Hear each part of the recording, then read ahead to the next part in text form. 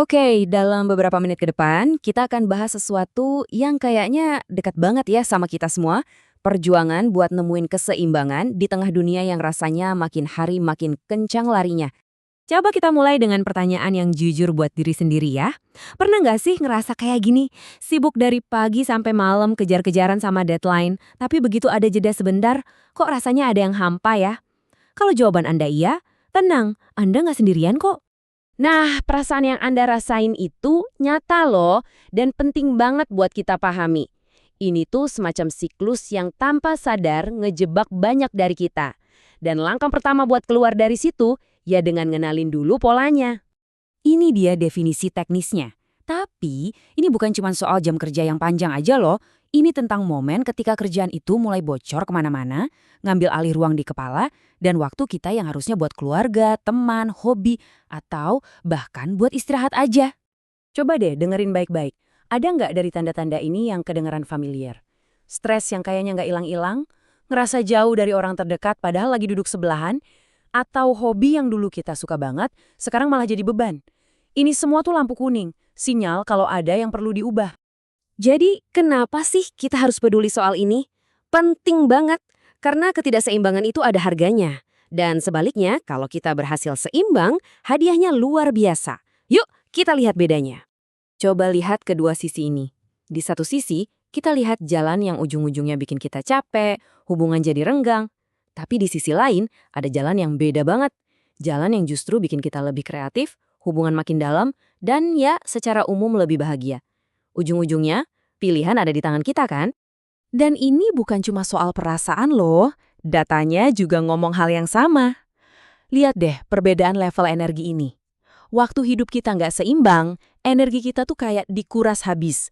Tapi begitu seimbang, kita punya bensin lebih buat nikmatin semua aspek hidup, bukan cuma kerjaan doang.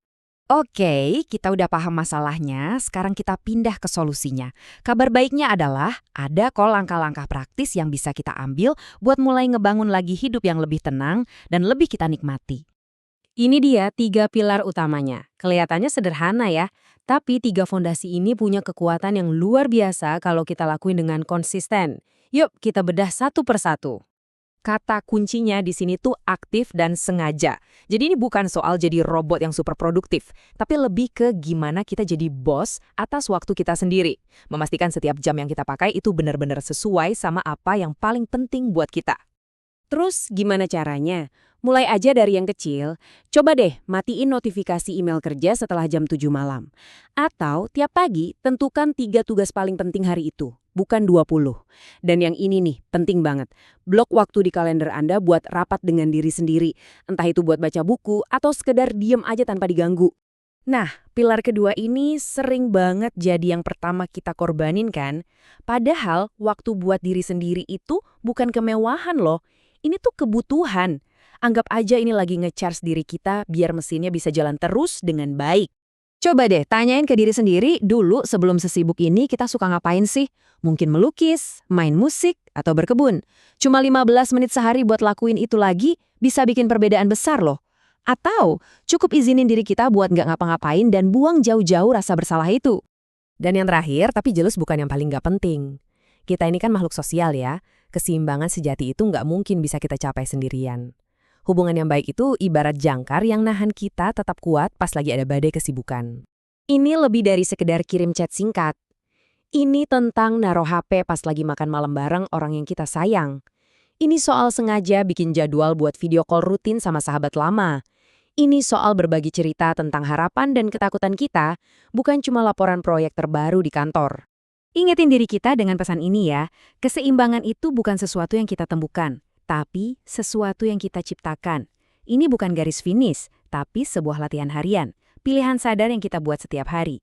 Hidup Anda jauh lebih luas dan kaya daripada sekedar jabatan atau pekerjaan Anda. Jadi, pertanyaannya sekarang, langkah kecil apa yang bakal Anda ambil hari ini untuk mulai menciptakan keseimbangan versi Anda sendiri?